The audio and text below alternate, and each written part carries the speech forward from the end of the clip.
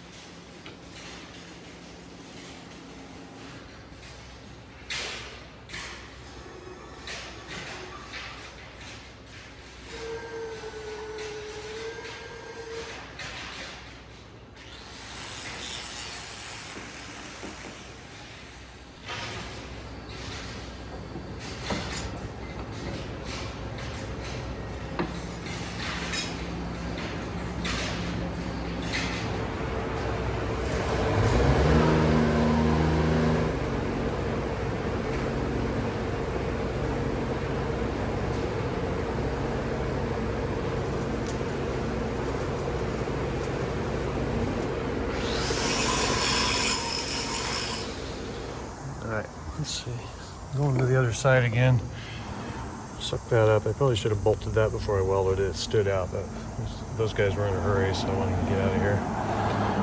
And let's see. So I'm going to take the other side off and cut the split rings into it and reassemble it.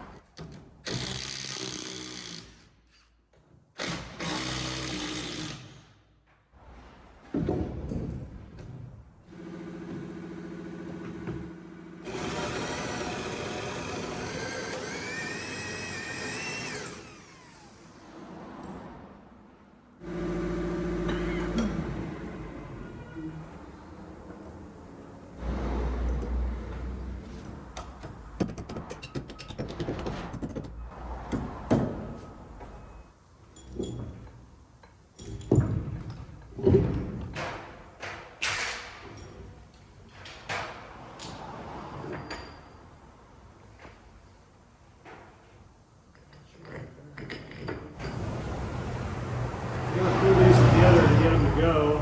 So we put a spacer on there, a bigger nut, and then another washer, and then a regular nut. Because what will happen sometimes is that these bolts will gall. You really suck it together and start stripping as you're coming backwards to let it loose once you get it in there. And so with this space, it allows me room for a tool to get in there and cut this off instead of having to whittle away at it up close to the beam, and it still preserves part of the nut or part of the bolt threads that will allow me to put it back together and not waste that bolt because they're kind of expensive.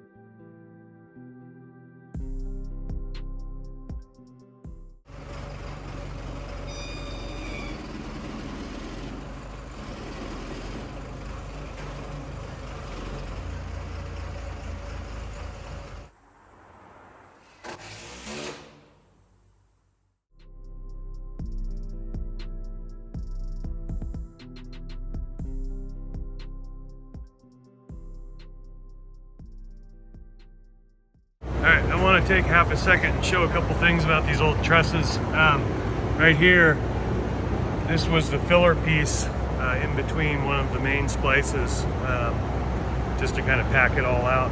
This would take up the space that the webs do in the rest of the truss, and everything's all split ring together all the way through, but everything has like a branding stamp on it. That's pretty deep. And they were all made in the yard, or cut out in the yard, assembled, disassembled, brought here, set up. Probably one of those old lattice boom cranes. But there's another interesting thing down here.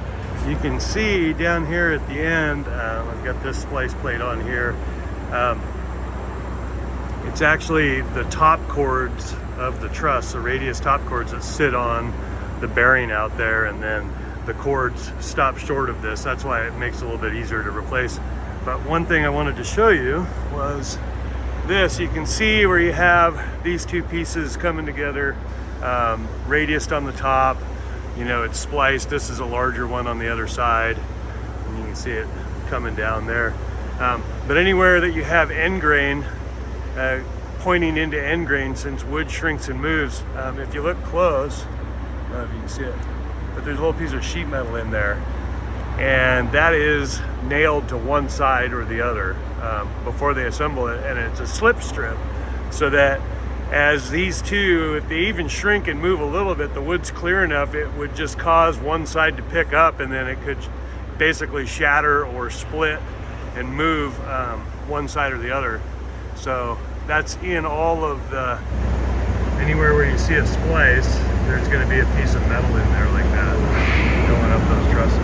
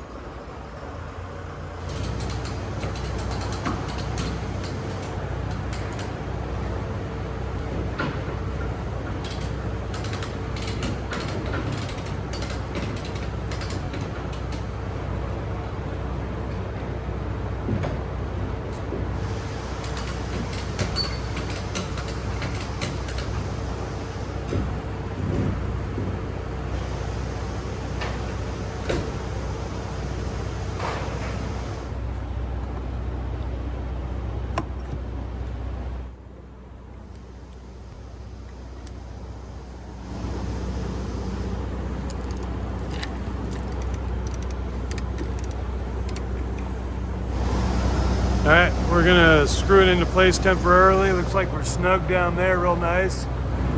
Looks like I'll have to tap that in. But anyway, we're gonna screw it in several spots, and then we'll run around and back drill it. But it's just about break time. Have a cup of coffee.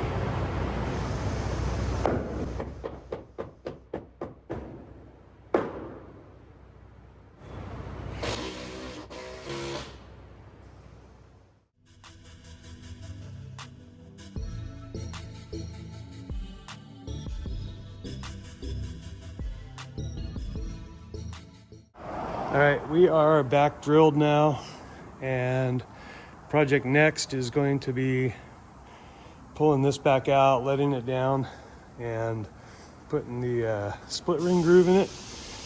That end, we got to do both sides because it's behind the splice plate.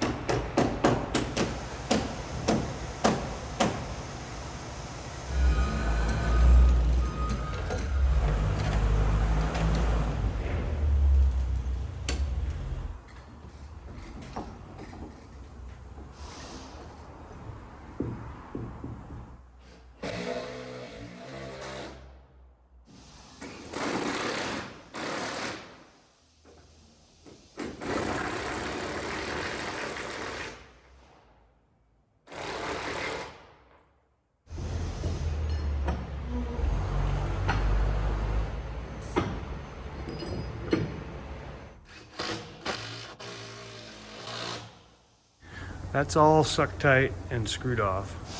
Got one more bolt to put in there, and then down there, that's all sucked tight, so I need to screw it off so it doesn't move. Then I can back that splice plate off and put the last 4 split rings in on the outer surface, and that end will be done, and I'll start buttoning it up coming this way with screws through the plate back into the beam, and then we'll see about cutting and fitting the plate on this side, and then that'll be it for this truss.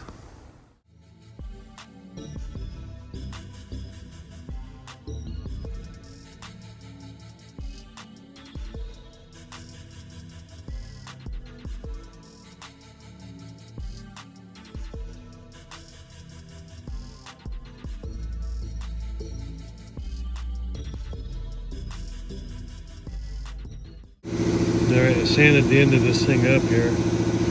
See if I can not cast a shadow on it.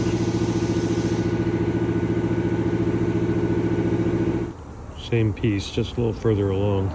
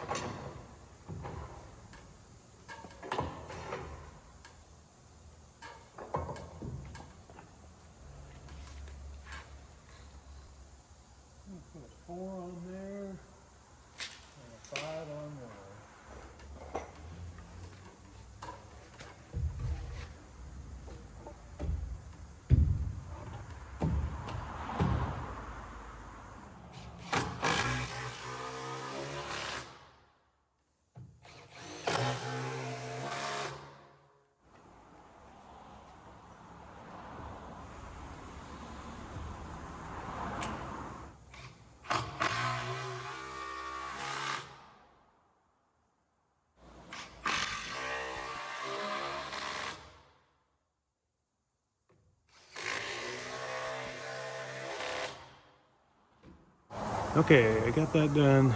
Put a filler piece in there, re-drilled the hole, you saw that. Have these two pieces on here staggered. Everything's screwed together, both directions. Got the bolt back in for the cross tie. And that's that. I'll start loading up. Look across at what I did here. Fix that one.